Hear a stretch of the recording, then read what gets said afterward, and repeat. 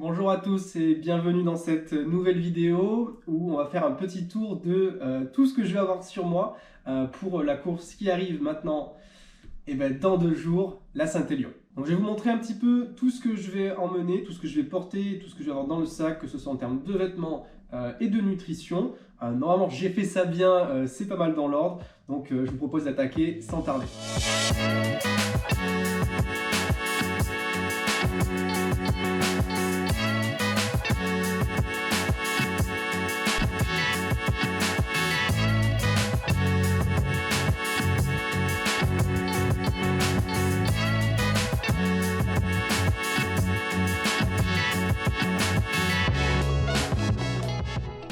Alors tout d'abord, pour les vêtements. Donc ce que je vais porter, on va commencer avec les chaussures. Donc ce sont les Salomon Pulsar Trail Pro. Ça fait un moment que je cours avec. D'ailleurs, ça se voit un peu, elles sont dégueulasses. Je les aime bien parce que elles sont assez légères, elles sont assez réactives. Elles ont des petits crampons qui permettent d'avoir une utilisation assez mixte. Que ce soit sur des sentiers ou sur de la route. Et du coup, ça tombe bien puisque la Saint-Élion, c'est pas les terrains les plus techniques des trails de France. Elles ont aussi une forme à cheville un petit peu en aspect chaussette pour éviter qu'il y ait trop d'aspérité, de sable, de petits cailloux, de choses comme ça qui viennent rentrer dans la chaussure et vous ennuyer. Par contre, la contrepartie, c'est qu'on a un maintien un peu moins important que sur les pulsars normales. Ensuite, en chaussettes, j'utilise des BV Sport, les BV Sport Trail Ultra. Là, on est sur un modèle des bosses et des bulles. Voilà, il y a un petit bonhomme qui court. Bon, n'oublie pas d'être un peu stylé quand on court. Et c'est des chaussettes que j'aime bien. J'ai l'habitude de courir avec et je trouve qu'elles ont un bon maintien. J'ai peu de frottement avec. Je les trouve assez confortables. J'aime bien. Ensuite, pour les jambes, on aura un lycra long. C'est vrai que je ne vous ai pas parlé de ça, c'est un paramètre important. Quelle sera la météo? Alors la météo, normalement, si ça se tient, le sol devrait être un petit peu boueux parce qu'aujourd'hui on tourne, on est jeudi, normalement c'est cataclysmique à Saint-Étienne. Mais samedi et dimanche, normalement, il fait beau, il fait sec, il fera froid, ils annoncent moins 5 degrés toute la nuit. Donc voilà, c'était la petite parenthèse qui est importante sur le choix des vêtements. Donc un lycra long, celui-ci c'est un Under Armour. Et écoutez, je l'aime bien, je le trouve confort, il est très stretch, très extensible. J'ai déjà fait une longue sortie avec, j'ai pas eu de soucis. Au niveau du maintien, au niveau de la taille, ça va, c'est assez confortable. Il y a une large bande qui fait qu'on n'a pas l'élastique sur quelque chose de très fin qui viendrait vous gêner. Et on a même une petite poche sur le côté. Je ne sais pas si je vais m'en servir, mais peut-être comme poubelle pour mettre les emballages vides. C'est vrai que je ne sais jamais trop où les mettre et c'est toujours assez pénible. Là, je pense que j'ai la poubelle toute dessinée. Ensuite, pour le haut, la première couche, on ne va pas changer une équipe qui gagne. Mon t-shirt New Balance, je crois que c'est les Accelerate. Je ne suis pas sûr du tout de ce que j'avance. Voilà, il m'a accompagné sur toutes les courses cette saison. On va remettre le couvert encore une fois de plus. J'ai un petit peu hésité avec un t-shirt à manches longues, mais finalement je vais partir pour le combo t-shirt manches courtes et manchette. Pourquoi? Parce que je sais que j'ai pas eu de soucis avec ce t-shirt depuis le début. J'ai jamais eu de problème de frottement, d'irritation ni rien. Et je préfère du coup utiliser ça en complément de manchette. Donc c'est le même combo que j'utilisais sur la Belfort Trail. Et écoutez, ça avait plutôt bien fonctionné. Les manchettes, c'est des RH+.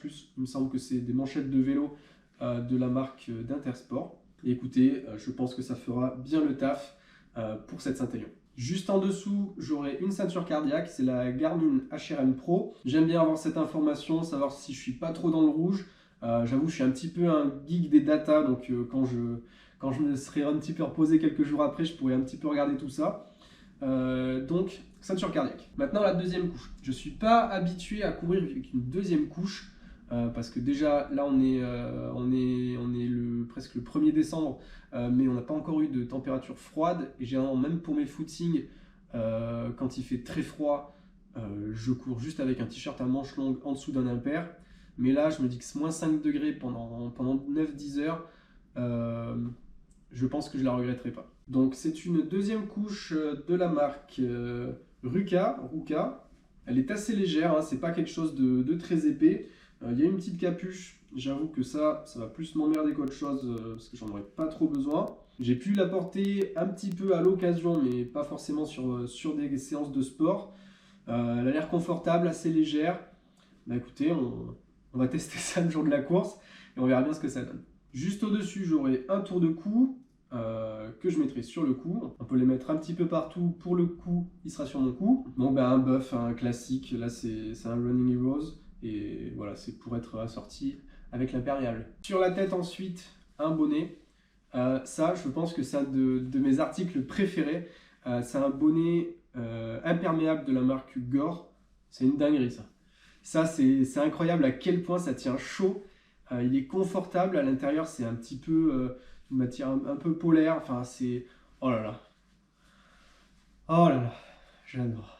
Pour les mains ensuite, parce que c'est important de protéger les extrémités quand il fait froid. Les problématiques et les choses à prendre en compte sont le fait qu'il va faire froid, que l'air, et normalement il n'y aura pas trop de vent, mais c'est le vent aussi qui donne froid, et aussi que j'ai tout ça à bouffer. Donc il faudrait que ce soit un petit peu pratique pour que je puisse manger. Donc au final, je suis parti pour mes gants de vélo. Donc c'est des gants assez lourds.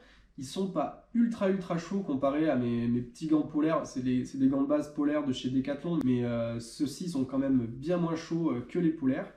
Par contre, l'avantage, c'est que j'ai déjà la petite membrane imperméable que je peux remettre sur mes doigts. Donc, je me dis qu'en prenant ça, je fais d'une pierre deux coups.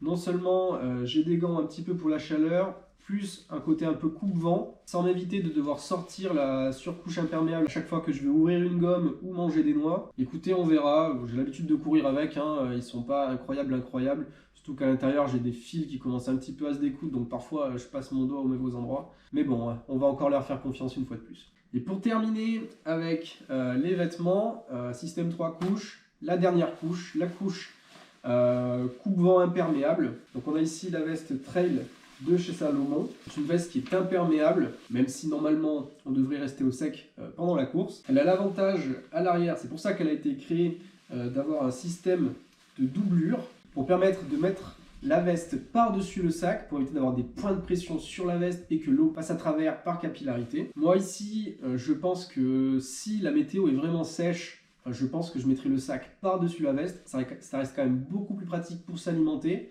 d'avoir le sac par-dessus. Et je prends aussi le choix de prendre une veste imperméable et non juste un petit coupe-vent parce que je risque de ne pas avoir chaud. Si j'ai trop chaud, ça me permettra peut-être d'enlever la deuxième couche. Enfin, qui peut le plus, peut le moins. C'est peut-être un peu plus lourd qu'un coupe-vent vraiment light. Mais bon, il ne faudrait pas que je me chope une hypothermie à 3 h du matin. Voilà un petit peu pour ce que j'aurai sur moi en termes de vêtements.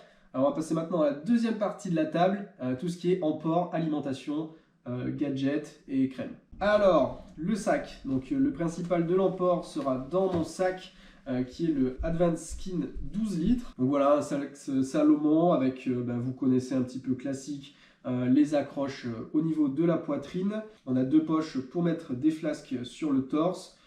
Des grandes poches, deux poches zippées au même endroit, une poche kangourou derrière et enfin une grosse poche sur le dos ainsi qu'une poche également accessible par le dessus sur le dos également.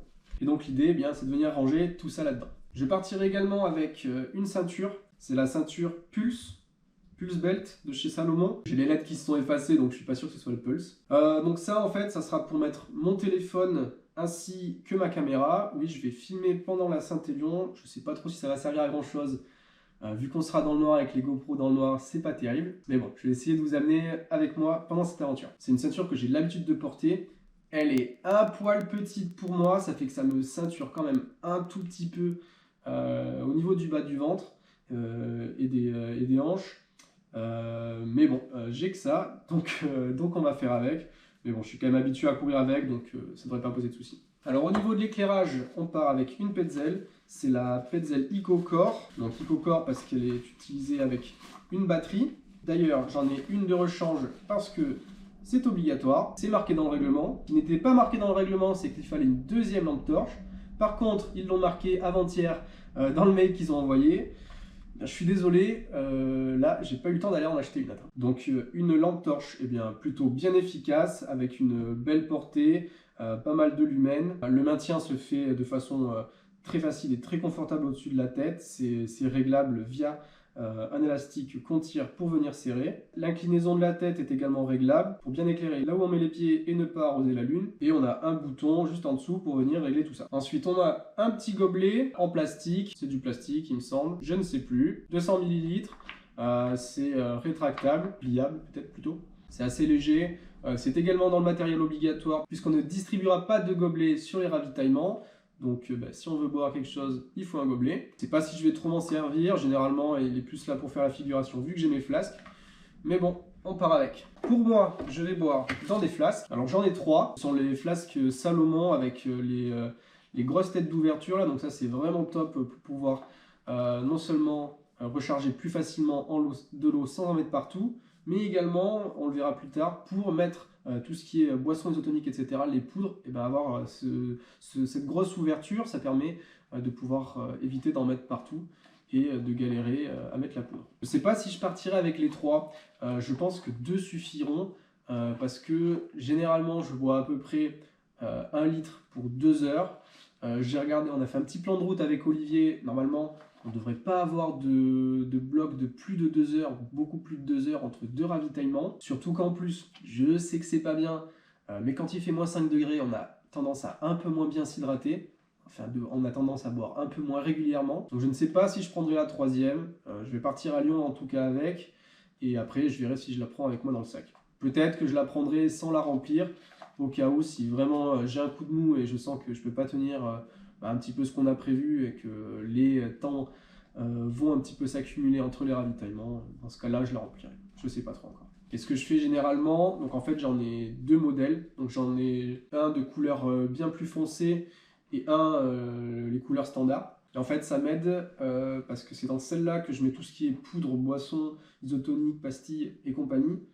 Et celle-là, je ne mets que de l'eau, comme ça elle reste bien neutre, parce que sinon vous avez des goûts qui commencent un petit peu à se maintenir dans la flasque. Et si vous voulez boire de l'eau nature dans celle-là, vous aurez un petit arrière-goût là, c'est pas terrible. Donc je différencie comme ça. Ensuite on part également avec une couverture de survie. Ça aussi c'est dans le matériel obligatoire. C'est une Décathlon standard basique.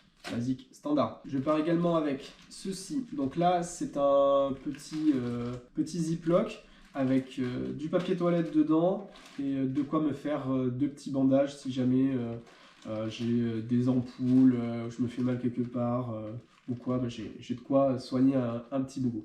Je les ai là, donc on va en parler. J'ai 2 crèmes, donc ça sera plutôt utilisé avant la course et pas pendant. Tout d'abord la crème NOC pour les pieds, pour éviter les frottements, les ampoules. Donc ça fait déjà quelques jours que j'en mets un petit peu tous les soirs. Et là l'idée c'est de bien se tartiner les pieds juste avant de partir. Et là on a de la vaseline.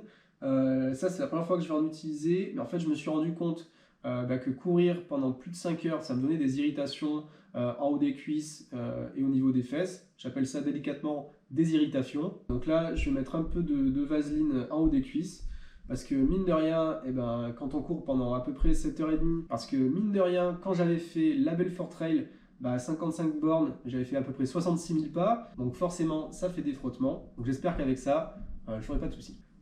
Et on va finir avec l'alimentation. Donc en pré-course, donc avant la course, je vais boire une pastille d'hydratation de la marque Ta avec caféine. Donc ça pour éviter que je m'endorme dès le départ de la course à 23h. Je vais prendre également 2 bars que je mangerai peut-être avant le départ, histoire de ne pas partir à blanc parce qu'on aura mangé 3-4 heures avant. On ne sait pas trop encore. Enfin, je les aurai avec moi. Et ensuite, ça c'est pour la course. Normalement, j'ai tout ce qu'il faut pour faire la course sans trop manger sur les ravitaillements. Donc l'idée, ça va être beaucoup de sucre, beaucoup de sucre, pas beaucoup de barres solides, parce qu'en fait, quand il fait moins 5 degrés, les barres solides, ça devient vraiment de la brique. Et c'est très dur à manger, même une toute petite barre de céréales qui est pourtant légère en temps normal, et là, ça devient un truc à se casser les dents. Donc, on va manger des gommes. Donc des gommes Ta, donc c'est un petit peu comme du bonbon en fait. Donc parfum différent, il y a à peu près 25 grammes de glucides dans une gomme comme ça. Moi mon idée c'est de manger environ 50 grammes de glucides par heure. Donc en sachant que je suis supposé boire un demi-bidon d'isotonique par heure, en mangeant une gomme plus un petit peu d'une autre, normalement on devrait approcher des 50 grammes. Donc l'idée, c'est de manger des gommes sur une première partie de la course. Puis ensuite, si jamais je ne peux plus rien avaler de solide, même si ça, je pense que ça devrait aller, j'ai des gels. Donc des gels de la marque Ta également. J'ai plusieurs parfums. Ils sont assez gros. Il y a 33 grammes de glucides là-dedans. Donc c'est quand même des bonnes bombes de sucre. Mais sans qu'ils soient trop écœurants. Ils font d'ailleurs 40 ml. C'est quand même des jolis volumes. Et j'en ai goûté un et j'ai trouvé ça pas mal. Je prends aussi 2 compotes énergie fruits de chez Decathlon. Je sais pas trop. Normalement, je suis pas censé les manger, mais je sais que c'est quelque chose qui passe bien généralement, ça. Donc je me dis, si jamais je suis saturé des trucs trop sucrés, bah, peut-être que manger une petite compote qui l'est moins, ça passera mieux. Mes boissons isotoniques, elles sont là. C'est pas écolo, c'est pas écono. Et ça m'embête un petit peu d'avoir acheté ces formats-là. En fait, là, ils vous vendent une dose pour 500 ml. Donc c'est ultra pratique. En fait, bah là, j'ai directement mes trucs qui sont dosés. Et puis j'ai juste à les mettre dans ma flasque et mettre de l'eau dedans. En fait, ce qui m'ennuie, c'est que j'utilise déjà cette boisson isotonique, mais j'ai les gros sachets, mais j'ai pas trouvé quelque chose de facile à utiliser pour me mettre mes petites doses à part et pour pouvoir les mettre facilement dans la flasque. J'avais pensé à un Ziploc dans ce type-là. J'ai essayé en course, ça a été le gros bordel, j'en ai mis la moitié à côté. Donc tant que j'ai pas trouvé, je repars avec ça. Dommage parce que c'est quand même beaucoup plus cher et puis ça fait utiliser des emballages pour rien. Si je pouvais trouver une façon d'avoir des doses réutilisables dans le volume que je cherche, ça pourrait être pas mal. Et du coup, eh bien, je partirai avec un bidon plein plus 4 sachets de rechange. Donc normalement, j'ai de quoi faire 10 heures de course. Donc normalement, on devrait être bon. Ensuite, j'ai mon mélange de noix habituel. Donc c'est un mélange de noix de cajou, surtout de noix de cajou, parce qu'on adore les noix de cajou. Et ça, je m'en passe pas, et je sais que ça passe bien. C'est des matières grasses, c'est du salé, ça vient un petit peu contrebalancer tout le reste, et toujours en apportant du sel, parce que même s'il fait froid, on transpire, et en plusieurs heures on perd du sel, donc c'est important quand même de compenser. Si on peut se faire un peu plaisir avec, pourquoi pas. Ça pèse un petit peu par contre, on va pas se mentir, mais j'aime bien les manger. Et en parlant de ce que j'aime bien manger, j'ai aussi toujours ma petite balle de secours, l'as caché dans la manche, mon petit paquet de Haribo, les Dragibus. C'est le bordel à manger pendant la course, mais en vrai, on se marre bien, ça colle aux dents, ça fait du plaisir. Ah, les Dragibus.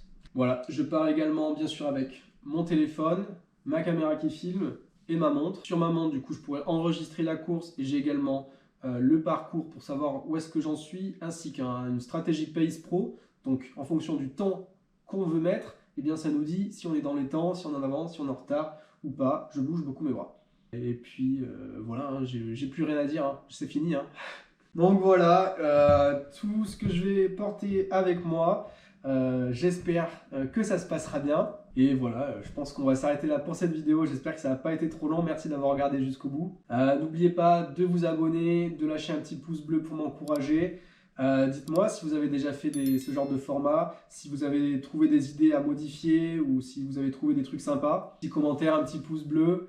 On se retrouve pour la prochaine vidéo qui sera la course en elle-même et on viendra clôturer cette saison 2023 et cette petite parenthèse trail, cette grosse parenthèse trail qui nous a fait quand même quelques mois. On se dit à bientôt, souhaitez-moi bonne chance, ciao.